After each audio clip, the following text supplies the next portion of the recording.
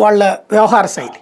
అలా కాకుండా ఇక్కడ బీజేపీ మంత్రులు లోకేష్ని యాక్సెప్ట్ చేస్తున్నారు. దట్ మీన్స్ తెలుగుదేశం వారసత్వాన్ని వీళ్ళు అంగీకరిస్తున్నారు.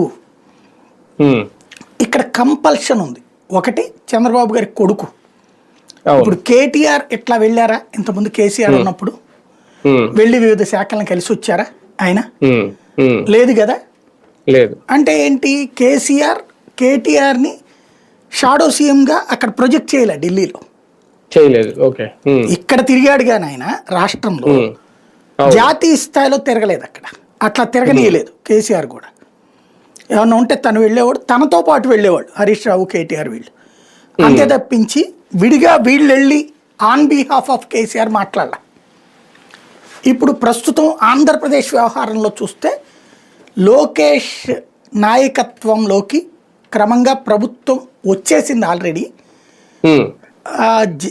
ఆ ప్రభుత్వం ఏర్పాటు ఒక్కటే మిగిలింది. అంటే అఫీషియల్ గా కుర్చీలో తీసుకెళ్లి కూర్చోబెట్టాలేమో అంతే, అదొక్కటే ఉందన్నమాట.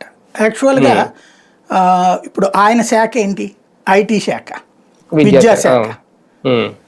ఆ రెండు శాఖల వాళ్ళని కాదు కదా అక్కడ కలిసింది, వ్యవసాయ శాఖ వాళ్ళని, జాతీయ రహదారుల శాఖ, ఆర్థిక శాఖ, ఇవన్నీ కలవడం ఏంటి, రోడ్డు భవనాల శాఖ.